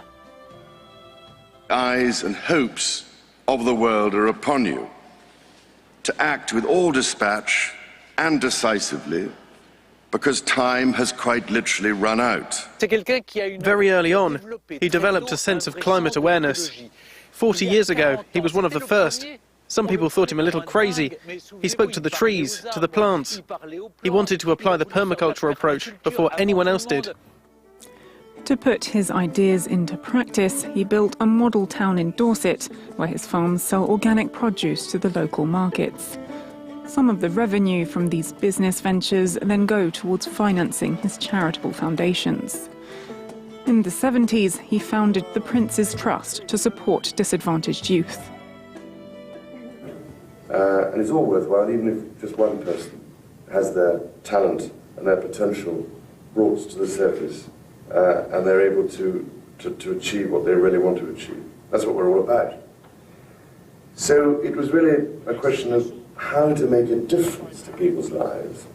The main achievement, I think, of the former Prince of Wales is to have made public opinion aware of some of the dangers that the world is now facing, i.e. climate change, also the Prince of Wales Trust, which has helped thousands of young people to improve their lives. But Charles has been deeply unpopular. Outshone by his young and beautiful wife Diana, the public turned against him when they divorced in 1996 after his infidelity, a year before her death in a car crash in Paris. A vulnerable moment for the crown. Almost a quarter of a century later, Charles is now on the throne with his second wife and former mistress, Queen Camilla, at his side. It's Camilla's revenge. People used to call her loads of names. The witch, the Rottweiler, the other woman, the nasty woman. Not only is she now becoming Queen Consort, but for the coronation, she's now to become Her Majesty Queen Camilla. They're an old couple now. They've known each other for 50 years, married since 2005. In a certain way, she's earned her place. His mother's passing and the start of his reign come as the country is in crisis from inflation, political instability and the fallout from Brexit. My lords and members of the House of Commons. As a figurehead, he'll hope to unify a diverse and multicultural country. He's not just the head of the Church of England, but he is also someone who is there to guarantee the freedom of religious speech for many other religions in the world, which is something that he's also said that he is wanting to do. He's deeply European. He thinks that he can personify the post-Brexit period, whilst also maintaining a link with America and the Commonwealth nations. Charles III is also head of the Commonwealth, a grouping of over 50 countries, many of which were once part of the British Empire. He's head of state of 14 of them, as well as the UK. But several members are now considering whether or not they want to become republics, which would be a blow to the new monarch, who also faces problems at home.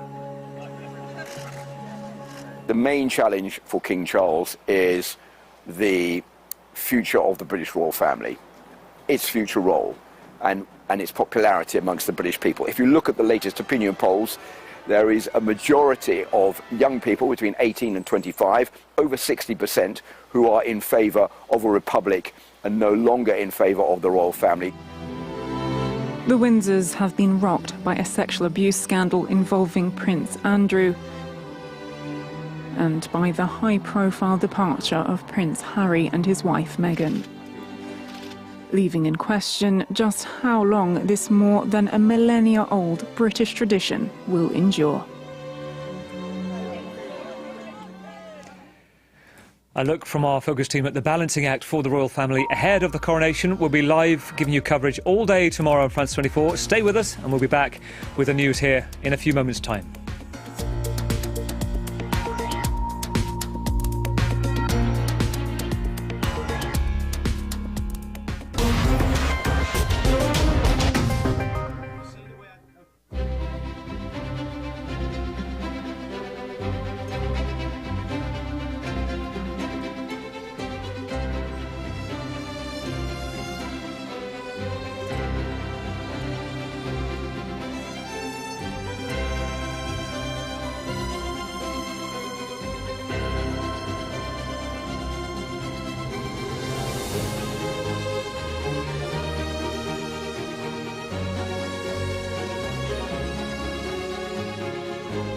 Quiche is actually a French recipe, but you don't tend to find that, well, quiche Lorraine you find, but you don't tend to find quiche that often, well, certainly not for me when I've been to France. But I really wonder what people in Australia and India and Colombia and, you know, how will they approach this dish? And actually, it's quite a cheap dish to do. The ingredients are very plentiful no matter where you are in the world. So hopefully lots of people are going to be cooking it next weekend.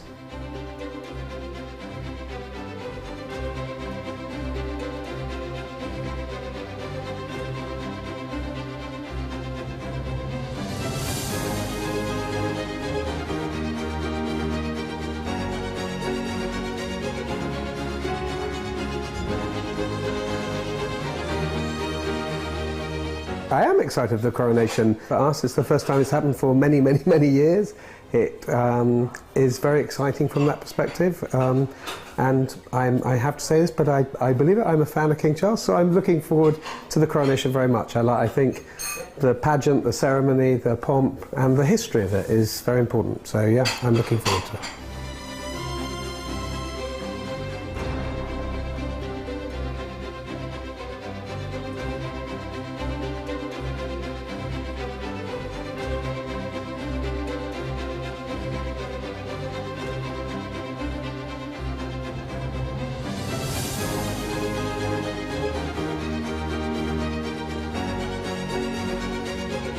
The tarragon was, very unique, very British, celebrating the coronation like we should. Yeah, very good. The salad complemented the quiche very well. It was quite vinegary, the salad, so it was very good balance with the creaminess and the richness of the quiche.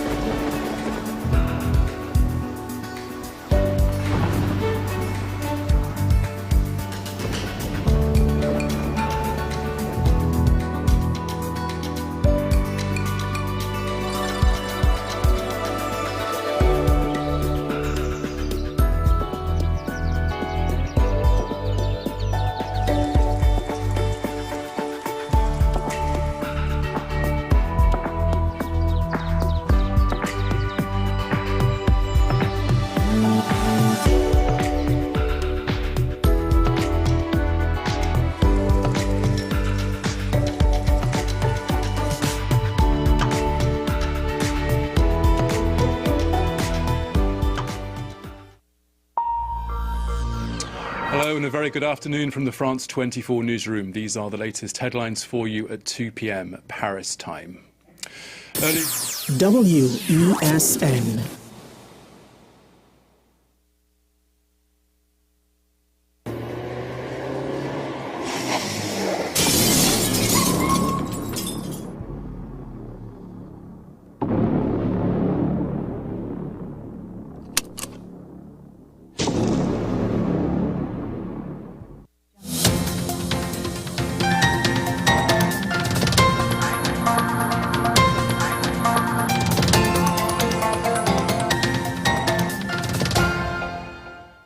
Here's your WESN News on the Hour. I am Sarah Ali. Thanks for joining us. Here are the headlines. Opposition senator says too many questions about the dealings of Minister Cummings. Retired public service head warns the chief secretary's statements could hurt autonomy. The EBC to conduct national verification exercise. And internationally, Ed Sheeran wins latest copyright infringement lawsuit. Now for the details. Opposition Senator Jayanti Lakshmi-Dayal has repeated her call for the Office of the Commissioner for Cooperative Development to be removed from operating under the Ministry of Youth Development and National Service. The senator appeared on WESN's Talking Point, where she stated that there are just too many questions regarding the actions of the Minister of Youth Development, Foster Cummings. There are just too many questions being raised about this particular minister. So much so that it triggered the intelligence arm of the TTPS to write a report to the special branch. So much so that it triggered the Anti-Corruption Investigation Bureau to launch an investigation to approach the court for orders to get into the bank accounts and so on of these companies, and yet still this minister is being allowed to sit in the cabinet. And that, to me, is what the real issue is. Retired head of the public service, Reginald Dumas, stated that he would have not responded in the manner that the chief secretary did in response to the most recent calls for fresh THA elections. Speaking on WESN's AM Prime this morning, Mr. Dumas said that while there was no legal reason that he would require fresh elections to be held, the statements by Prime Minister Keith Rowley over the legitimacy of the executive's new political party did not necessitate language that comes across as impolite and disrespectful. Mr. Dumas further stated that he would have preferred a more diplomatic approach due to the possible repercussions for Tobago autonomy. Here you have a situation in which this exchange of words, or at least not so much exchange, but what Fadi has said, or minding your business, where this has occurred. And you can have a situation in which the government then says, well, okay, if that is the way you want to play it, leave that bill there. You say you want internal self-government, wait some more. I'm not saying the Prime Minister will do it, but it is a possibility. You want me to mind my business? I will mind it. You mind yours, I will mind mine. And let's see what happens. Since you depend on me for funds, I will send the funds, of course, because they've been voted by Parliament, but I will send them in my time and at my pace. The Elections and Boundaries Commission has informed representatives of the major political parties in both Trinidad and Tobago about a national field verification exercise of the electorate. In a press release published yesterday, the EBC stated that this exercise will be conducted on both islands in the upcoming months and will allow the EBC to fulfill its legal mandate of providing a comprehensive update to the country's list of electors. EBC Chairman Mark Ramkerising indicated that while there is standard field verification work done on an ongoing basis, there is the occasional need for a national exercise, with this one being of critical importance, as the outcome of any election is only as good as the credibility of its electoral list. Internationally, Ed Sheeran has won a copyright infringement lawsuit over the similarities between his Grammy-winning song Thinking Out Loud and the Marvin Gaye classic Let's Get It On. The jury found the musician did not engage in willful copyright infringement following a trial that saw Sheeran playing guitar and singing in court. The jury reached its decision after roughly 3 hours of deliberations. This is the second copyright infringement lawsuit that Ed Sheeran has won, winning a lawsuit last year over his 2017 song, Shape of You. Well, that's news to the hour on WESN. I am Sira Ali. Thanks for watching.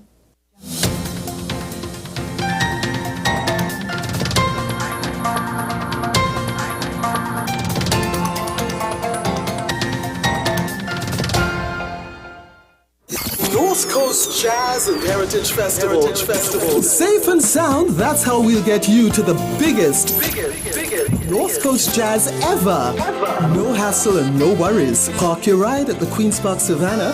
Hop on board a safe and secure shuttle with your $100 return fee, and that's it. Service begins at 10 a.m. through 1 p.m. and returns from festival grounds from 7 p.m.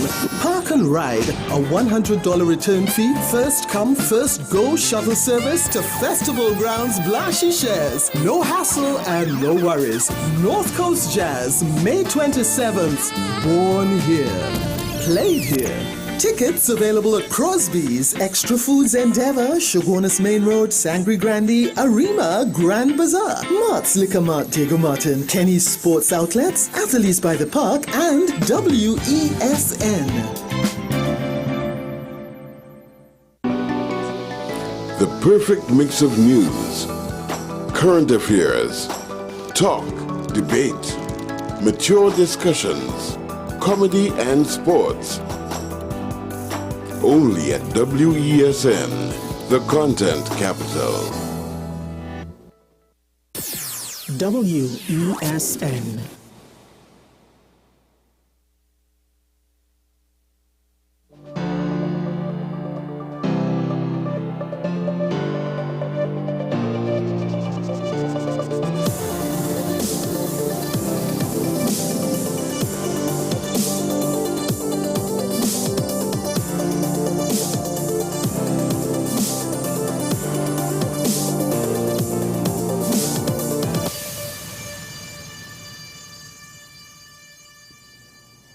Good morning, ladies and gentlemen. This is Talking Point on WESN, your content capital, WESN, television with a difference. My name is Sean Michael Small, holding on the fort for my co-host, Mr. Keaton Shah, who is unable to join us this morning. However, as always, the show must still go on, and later we will be welcoming our usual Wednesday contributor, Karen Shera, former attorney at law, former Minister of Finance, and we'll be going over, well, different facets of a topic that we have been touching on to some extent with the news over the last couple of days. I think the talk with regards to reform overall of various aspects of how our country is run is getting to be more and more on the tip of people's tongues. However, before we get into that, there's a couple of stories that we wanted to highlight this morning. There is one story that broke after plans were made. So before we get into the daily review, there is a report in the Newsday with regards to the bomb scare, one could say even bomb hoax, last Friday, potential hoax. Let me clarify.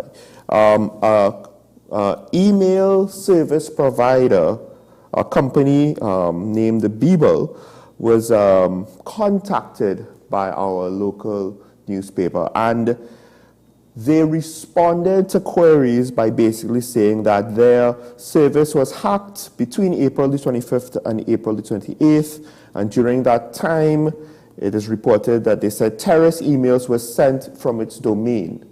So the emails to the schools with the threats apparently came from an email address using that domain, so that email service provider was basically the originating platform where the email came from.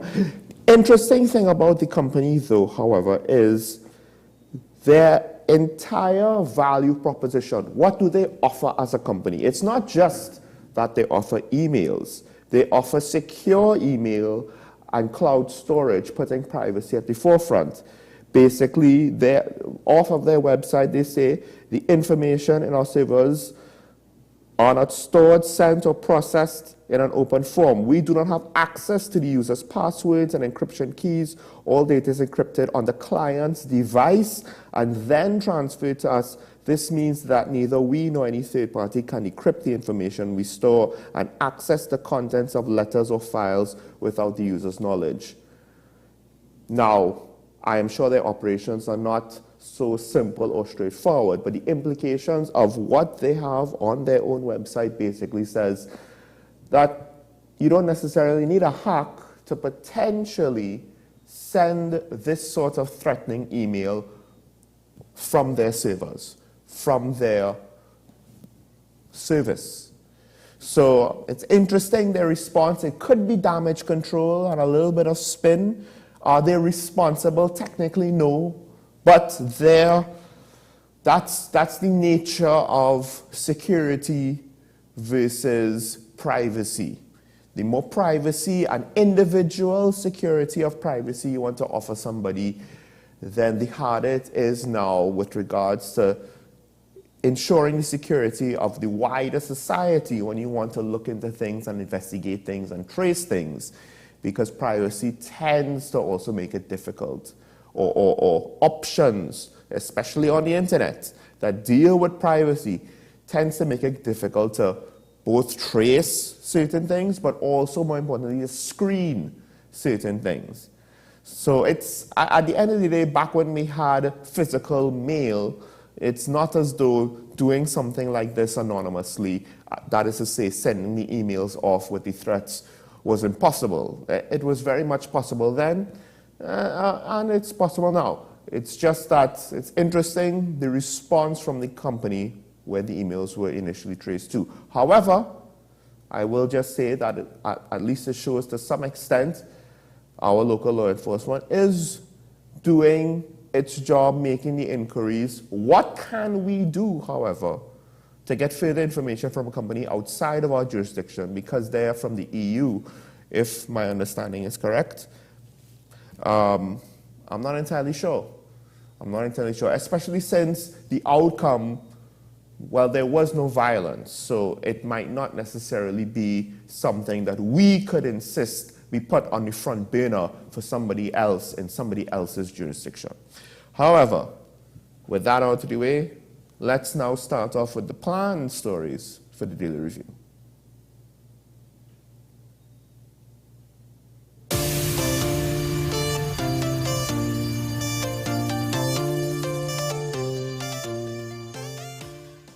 Quick, because this. Okay, so first of all, the main story that I wanted to highlight, and I'm of two minds of this because this also has shades of what we were speaking about yesterday, which our callers called in the situation with the pundit that's very much alive in the national discourse. It's not something we necessarily want to talk about. Do you want to highlight these things and give it more life on the airwaves? Well, on the flip side, the Chief Secretary of the THA, he has been pushing with regards to certain policy decisions, one could say. He's been trying to make an argument for more authority for Tobago. I believe this stems, at least in part, from the fact that the AMA took, well, they basically did not necessarily like the fact that for the Tobago Carnival, the THA or whoever was in charge tried to have or build a stage more or less on the seafront or right on the beach. And the AMA was like, oh, that's not necessarily a good idea. And then now it seems at least one of the issues that Farley has is that he thinks Tobago should be able to control its environment. And what he's saying is, yes, central government legislates, but then now, once the law is on the books, the actual practical day-to-day authority should rest with the THA. Now, that is one issue, and that should be the main issue, just like how crime should be the main issue with regards to what's going on in the country and not necessarily how the issue is communicated. But the Chief Secretary